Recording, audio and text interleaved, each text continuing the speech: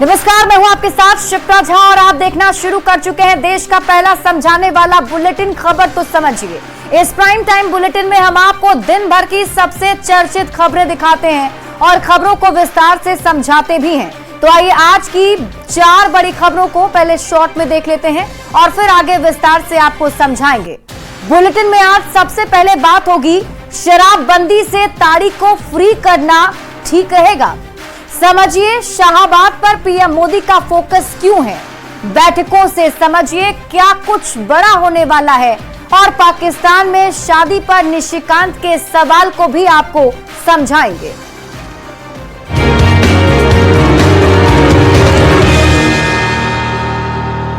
और सबसे पहले बात, क्या आरजेडी बिहार में नशाबंदी के खिलाफ है? यदि नहीं तो जिस तरह से रविवार को पासी समाज के महाजुटान में तेजस्वी यादव ने कांधे पर ताड़ी की लवनी उठाए पासी समाज के समर्थन में बयान दिया, उसने बिहार का सियासी तापमान बढ़ा दिया है। आखिर क्या कहा तेजस्वी यादव ने जिस पर सियासत गर्मा गई?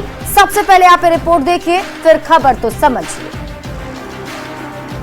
आशीर्वाद मिलेगा तो इस चिंता को हम लोग दूर करने का काम करेंगे।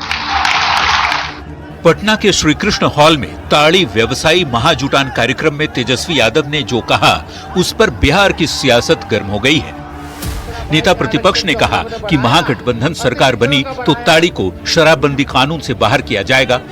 कई लोगों पे मुकदमा है तो सरकार बनेगी तो उन पर जितने लगे मुकदमे हैं वो लोग हम लोग वापस लेने का काम करेंगे ताकि लोगों को न्याय मिले। शराबबंदी वाले बिहार में तेजस्वी ने जिस तरह से ताड़ी के बहाने एनडीए सरकार पर निशाना साधा, उससे सत्ता पक्ष के नेताओं ने जोरदार पलटवार किया है। ताड़ी बोल देना कि हम आएंगे तो ताड़ी को हम प्रोफेशनल ये करेंगे, इसका मतलब है कि आप शराबबंदी से अलग हट रहे हैं। मुझे जहां तक स्मरण है कि 10 नंबर में ताड़ी के पेड़ों की बहुत संख्या है। मीडिया को समय निश्चित करके बुला लीजिए और ताड़ी पी लीजिए, उसके बाद मेडिकल रिपोर्ट जारी करिए कि आपके शरीर में क्या क्या बदलाव हुआ उससे। सत्ता पक्ष गर्म है तो विपक्षी दल शराबबंदी के दौरान घोटाले तक का आरोप लगा रहे हैं। हमारी सरकार आएगी, इस शराबबंदी पे जांच भी करेगी और समीक्षा भी करेगी। बिहार में शराबबंदी है, नशे के खिलाफ कड़े कानून बने हैं। ऐसे में नेता प्रतिपक्ष तेजस्वी यादव के बयान ने सियासी गलियारे में सवालों के कई तीर छोड़ दिए हैं। अहम सवाल ये कि क्या आरजेडी नशाबंदी खत्म करना चाहता है? न्यूज़ 18 के लिए पटना से अमित कुमार, विनीता मिश्रा और संजय कुमार की रिपोर्ट। और आइए अब खबर को समझते हैं और खबर क्या है पहले ये जान लेते हैं। देखिए, पासी समाज का कार्यक्रम था और इस दौरान कंधे पर लवनी उठाए तेजस्वी यादव ने ताड़ी की मंच से वकालत की। तेजस्वी यादव ने ताड़ी को शराबबंदी से बाहर करने की बात कही और कहा कि अगर बिहार में सरकार बनी तो ताड़ी को शराबबंदी से बाहर करेंगे। तेजस्वी यादव के बयान के बाद कई सवाल उठ रहे हैं। सियासी सवाल बाद में आपको बताएंगे।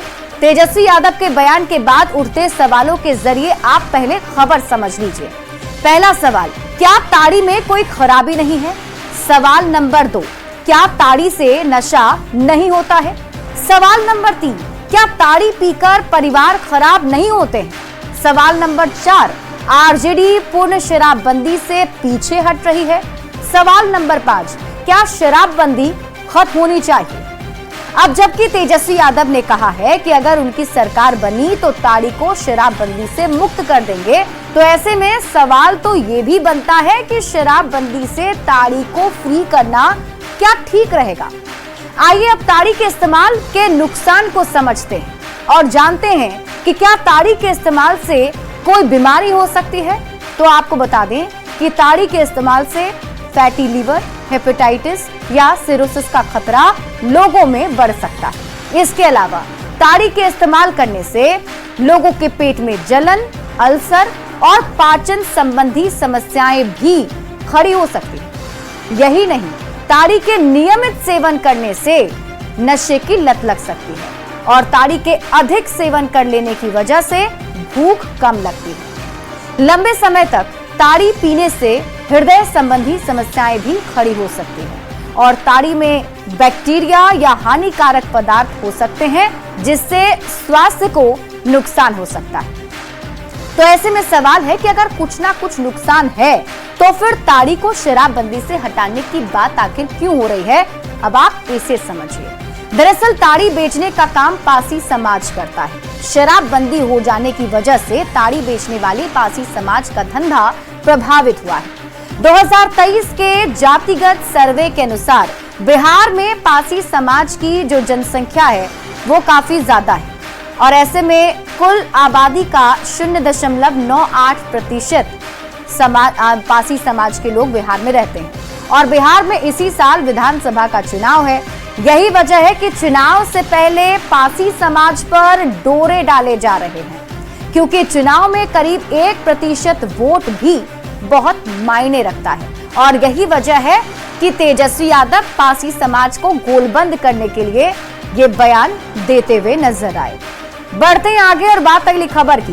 प्रधानमंत्री नरेंद्र मोदी मई के आखिरी सप्ताह में एक बार फिर बिहार आने वाले हैं और इस बार प्रधानमंत्री शाहाबाद में जाएंगे और बिहार को कई तोहफे देंगे। इसके पहले 4 मई को प्रधानमंत्री वर्चुअली बिहार को कई सौगात देने जा रहे हैं। यानी कि बिहार में 1 महीने में पीएम मोदी के 2 कार्यक्रम होने जा रहे हैं। सबसे पहले आप ये रिपोर्ट देखिए, फिर खबर को समझिए। प्रधानमंत्री नरेंद्र मोदी मई के आखिरी सप्ताह में एक बार फिर बिहार आने वाले हैं। इस बार प्रधानमंत्री शाहाबाद में आएंगे और बिहार को कई तोहफे देंगे। इसके पहले 4 मई को प्रधानमंत्री वर्चुअली बिहार को कई सौगात देने जा रहे हैं। यानी बिहार में 1 महीने में पीएम के 2 कार्यक्रम होने जा रहे हैं। फरवरी में पीएम मोदी भागलपुर आए, मिथिलांचल को सौगात दी। अप्रैल में मधुबनी आए, सीमांचल और मिथिलांचल दोनों को सौगातें मिली। मधुबनी की मिट्टी से ही पीएम मोदी ने आतंकवादियों और उनको पनाह देने वालों को सीधा संदेश दिया। अब मोदी एक बार फिर मई के आखिर में बिहार आने वाले हैं। इस बार सौगात की बारिश शाहाबाद पर होने वाली है, क्योंकि पीएम मोदी शाहाबाद ही आने वाले हैं। इस बात की जानकारी खुद बीजेपी प्रदेश अध्यक्ष दिलीप जायसवाल ने दी। प्रधानमंत्री जी मई के अंतिम सप्ताह में शाहाबाद में उनका कार्यक्रम प्रस्तावित है और शाहाबाद में प्रधानमंत्री जी वहां के शाहाबाद के लोगों को संबोधित भी करेंगे और उनका जो है जब भी आते हैं बिहार तो बिहार के लिए कुछ सौगात भी लेकर आते हैं। तो शाहाबाद के जनता के बीच प्रधानमंत्री जी मई के महीने में रहेंगे। शाहाबाद के संभावित दौरे के पहले पीएम मोदी 4 मई को पटना में होने वाले खेलो इंडिया कार्यक्रम का वर्चुअली उद्घाटन करने वाले हैं। यानी कि पहले पटना और फिर शाहाबाद, मतलब पीएम के इस कार्यक्रम के जरिए मगध और शाहाबाद को साधने की कोशिश की जाएगी। ये वही इलाका है जहां पिछले लोकसभा चुनाव में एनडीए को नुकसान उठाना पड़ा था। फिलहाल पीएम के बिहार दौरे को लेकर एनडीए के नेता काफी उत्साहित हैं। न्यूज़ 18 के लिए पटना से शैलेंद्र कुमार के साथ ब्यूरो रिपोर्ट। और अब आप शाहाबाद पर पीएम मोदी का फोकस क्यों है, उसके मायने समझने के पहले शाहाबाद को समझ लीजिए। देखिए, बिहार के शाहाबाद में 4 जिले आते हैं: भोजपुर, बक्सर, रोहतास और कैमूर। इन 4 जिलों में 22 विधानसभा की सीटें आती हैं। 2020 के विधानसभा चुनाव में शाहाबाद की 22 में से महज 2 सीटें ही एनडीए को मिली थी, जबकि महागठबंधन ने 19 सीट पर जीत दर्ज की थी। 1 सीट या अन्य कहें कि बीएसपी के खाते में गई थी। अगर एनडीए की बात करें तो 22 में से दोनों की दोनों सीटें बीजेपी ही जीती थी और जेडीयू के खाते में एक भी सीट नहीं आई।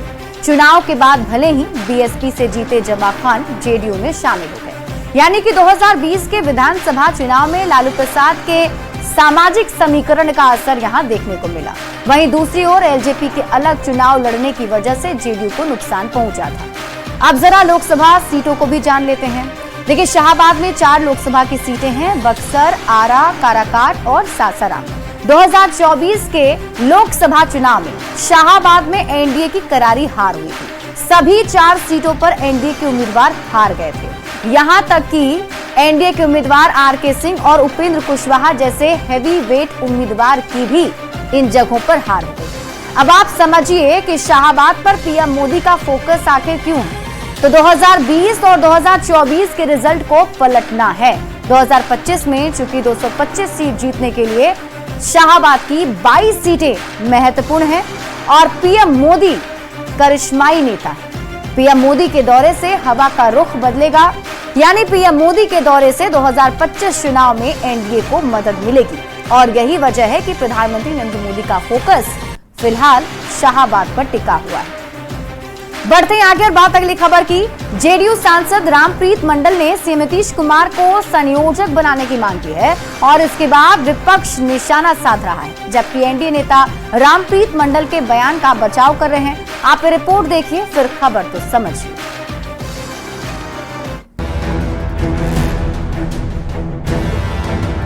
सब मिल बैठ करके अगर नीतीश कुमार जी का नाम दे देंगे तो अच्छा मैसेज जाएगा देश। तो बिहार की सियासी लड़ाई फिर से संयोजक पर आ गई है। इसकी शुरुआत तब हुई जब जेडीयू सांसद रामप्रीत मंडल ने सीएम नीतीश कुमार को एनडीए का संयोजक बनाने की मांग कर डाली। मेरा अनुरोध होगा कि कम से कम सब मिल बैठ करके कि एनडीए संयोजक होना बहुत जरूरी है, चाहे बिहार में बनावे चाहे आप दिल्ली में बनावे। माननीय विकास पुरुष नीतीश कुमार जी अभी हैं, अगर उनका नाम दे दिया जाए तो बहुत अच्छा रहेगा। जेडीयू सांसद रामप्रीत मंडल की मांग पर सियासत तेज हो गई है। रामप्रीत मंडल ने नीतीश कुमार को एनडीए का संयोजक बनाने की मांग क्या की? आरजेडी और कांग्रेस को बीजेपी पर निशाना साधने का मौका मिल गया। रामप्रीत मंडल जी, नीतीश जी को भारतीय जनता पार्टी संयोजक बनाएगा कि नहीं बनाएगा, ये बातें तो स्पष्ट नहीं है, लेकिन ये बात तो स्पष्ट है कि भारतीय जनता पार्टी एक नाथ शिंदे बनाने पर नीतीश जी को अवश्य लग गया है। नीतीश जी के लगातार गिरते राजनीतिक हैसियत को भांपते हुए अब जदयू के अंदर ही लोग बोलने लगे हैं कि उन्हें सम्मान दिया जाए और उन्हें वो पद प्रतिष्ठा दिया जाए जो जदयू उसकी हकदार है। हालांकि बीजेपी का कहना है कि बिहार में एनडीए नीतीश कुमार के नेतृत्व में ही चुनाव में उतर रहा है, ये कोई बताने की बात नहीं है। मुख्यमंत्री नीतीश कुमार जी के नेतृत्व में ही हम चुनाव लड़ने जा रहे हैं और निश्चित रूप से उनके नेतृत्व में हम आगे सरकार भी बनाने जा रहे हैं। तो जेडीयू के प्रवक्ता मनीष यादव कहते हैं कि नीतीश के नेतृत्व में ही एनडीए चुनाव लड़ने की बात फाइनल हो चुकी है। रामप्रीत मंडल ने किस संदर्भ में ये बातें कही वे ही जानते होंगे। 2025 से 30 फिर से नीतीश। अब माननीय रामप्रीत मंडल जी ने किस संदर्भ में बयान दिया है अब तो वही बता सकते हैं। प्रधानमंत्री से लेकर केंद्रीय गृह मंत्री अमित शाह तक ने साफ कर दिया है कि एनडीए बिहार में सीएम नीतीश कुमार की अगुवाई में ही विधानसभा का चुनाव लड़ेगा। जब नीतीश कुमार सीएम फेस घोषित हो चुके हैं, ऐसे में रामप्रीत मंडल ने संयोजक बनाने की मांग क्यों की, ये तो वही बता सकते हैं। फिलहाल उनकी मांग पर सियासी बयानबाजी जमकर हो रही है। न्यूज 18 के लिए दिल्ली से अमितेश सिंह और पटना से संजय कुमार के साथ ब्यूरो रिपोर्ट। तो संयोजक पर सियासी बहस को अब आप समझिए। देखिए, जेडीयू के सांसद हैं रामप्रीत मंडल और रामप्रीत मंडल ने एक बड़ी मांग की है। रामप्रीत मंडल की तरफ से मांग की गई कि नीतीश कुमार को एनडीए का संयोजक बनाया जाए।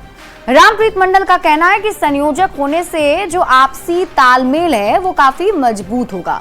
रामप्रीत मंडल ये मानते हैं कि संयोजक की होने की वजह से जो सीटों का बंटवारा है वो भी आसानी से हो जाएगा। हालांकि रामप्रीत मंडल का बयान जेडीयू की आधिकारिक लाइन नहीं है। जेडीयू प्रवक्ता का कहना है कि एनडीए बिहार में नीतीश कुमार के नेतृत्व में चुनाव लड़ने जा रहा है। ऐसे में नीतीश कुमार को संयोजक बनाने की मांग रामप्रीत मंडल ने क्यों कही है, ये वही बता सकते हैं।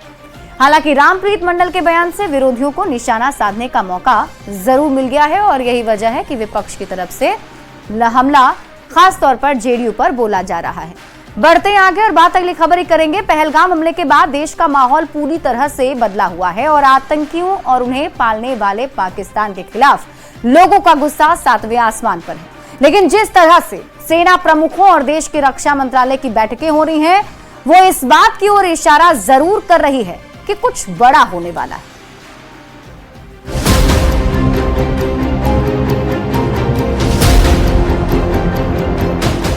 देश की राजधानी दिल्ली में हो रही हर हलचल पर इस वक्त दुनिया की नजर है, क्योंकि बीते कुछ घंटे से जिस तरह से देश का गृह मंत्रालय, रक्षा मंत्रालय, सीडीएस और पीएमओ एक्टिव है, वो इस बात की तरफ इशारा कर रहे हैं कि अंदर ही अंदर जरूर कुछ ऐसा हो रहा है जिसके तूफान का सामना पाकिस्तान को करना पड़ सकता है।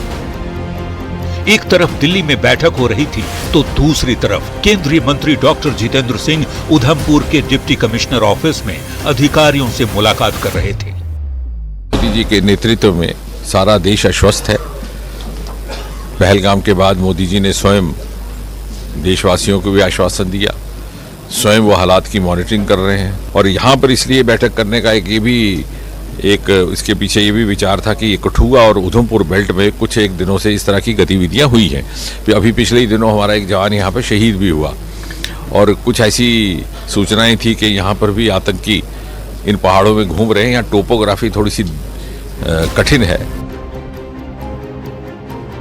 बैठकों का ये दौर सिर्फ भारत तक सीमित नहीं है। अफगानिस्तान की राजधानी काबुल में भी एक मुलाकात ने पाकिस्तान की चिंता बढ़ा दी है। ये मुलाकात हुई है अफगानिस्तान के विदेश मंत्री आमिर खान मुत्ताकी और भारत के शीर्ष राजनयिक के बीच। यानी घड़ी का कांटा जैसे जैसे आगे बढ़ रहा है वैसे वैसे पाकिस्तान के लिए अनहोनी की आशंका आकार लेती जा रही है, क्योंकि पहलगाम में आतंकियों ने जिस तरह से हमला किया उसने न सिर्फ लोगों का नरसंहार किया बल्कि भारत की अस्मिता को भी छलनी करने की कोशिश की है, जिसका करारा जवाब मिलेगा। Bureau report, news 18। और अब आप खबर तो समझिए। देखिए, पूरे देश भर में चर्चा चल रही है कि पहलगाम हमले के बाद क्या कुछ बहुत बड़ा होने वाला है। इसको समझने के लिए गुजरे 24 घंटों पर नजर डालना पड़ेगा।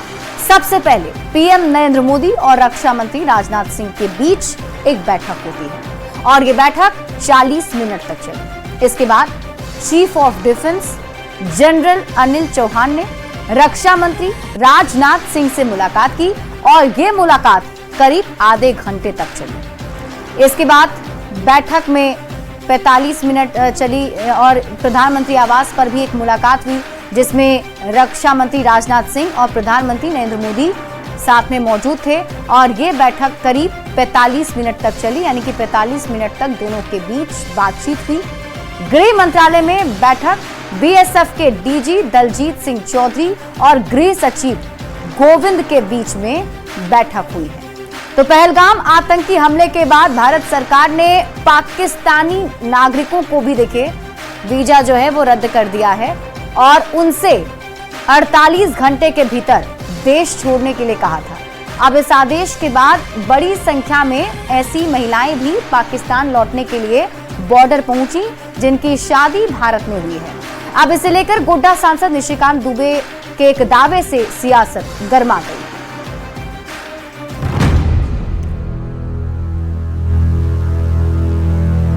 पाकिस्तान की लड़कियां यहां ब्याही गई हैं और वो भारत की नागरिक बन नहीं सकती, बनी नहीं है, वर्षों से यहां रह रहे हैं। ये चौंकाने वाला दावा गोड्डा सांसद निशिकांत दुबे ने किया है। अपने बेबाक बयानों के लिए मशहूर सांसद निशिकांत दुबे ने कहा कि भारत में 5 लाख से अधिक पाकिस्तानी महिलाएं हैं जो शादी करके भारत आई हैं और आज तक उनको भारत की नागरिकता नहीं मिली है। साथ ही उन्होंने सवाल उठाया है कि आखिर किस मकसद को पूरा करने के लिए भारत की लड़कियों और पाकिस्तान के लड़कों के बीच इतनी शादियां करवाई गई हैं। सांसद ने इस विषय पर सरकार से ठोस कदम उठाने और जांच एजेंसियों से इस ट्रेन की तह तक जाने की मांग की है। उसमें 2 तरह के वीजा हैं जो कि अलार्मिंग है और उनकी एक गहन जांच की आवश्यकता है कि पाकिस्तान की लड़कियां यहां ब्याही गई हैं और वो भारत की नागरिक बन नहीं सकती, बनी नहीं है, वर्षों से यहां रह रहे हैं और पाकिस्तान के लड़के भी यहां ब्याहे हैं। अब किस मंतव्य और मोटिव के साथ वो ब्याहे हैं, ये एक जांच का विषय है। निशिकांत दुबे के इस बयान पर सियासत भी गर्मा गई। कांग्रेस के पूर्व प्रदेश अध्यक्ष राजेश ठाकुर ने कहा कि निशिकांत दुबे की बातों को तवज्जो देने की जरूरत नहीं है, क्योंकि वे ऐसी बहकी बातें अक्सर करते रहते हैं। निशिकांत दुबे जी की बातों को कोई बहुत तवज्जो देने की जरूरत नहीं है, वो लगातार इस तरह की बहकी बातें करते हैं। पहलगाम हमले के बाद सांसद और अब आप निशिकांत दुबे के सवाल को समझिए। देखिए, भारत में 5 लाख पाकिस्तानी लड़कियां शादी कर भारत में रह रही हैं और आज तक इनको भारत की नागरिकता नहीं मिली है। समझिए कि निशिकांत ने आखिर ऐसा क्यों कहा। तो पहलगाम में आतंकी हमला हुआ, पाक नागरिकों को 48 घंटे में भारत छोड़ने का अल्टीमेटम दिया गया, बड़ी संख्या में महिलाएं पाकिस्तान लौटने के लिए बॉर्डर पर पहुंच गईं। खबर को आप समझिए। देखिए, आतंकवादी दाऊद इब्राहिम की बेटी क्या जावेद मियादाद के बेटे से ब्याही नहीं है? कश्मीर आतंकी यासिन मलिक की शादी पाकिस्तानी मूल से नहीं हुई है? सानिया मिर्जा की शादी शोएब मलिक से क्यों टूटी? इसके साथ ही निशिकांत दुबे अब क्या कहना चाहते हैं, इसे आप समझिए। उन्होंने कहा, पाकिस्तान हमारा दुश्मन है और पाकिस्तान में शादी क्यों की? पाकिस्तान में शादी की भी जांच होनी चाहिए।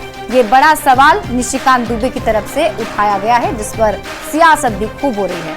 और इसी के साथ इस बुलेटिन में अभी के लिए बस इतना ही। आप देखते रहिए न्यूज़ 18 बिहार झारखंड।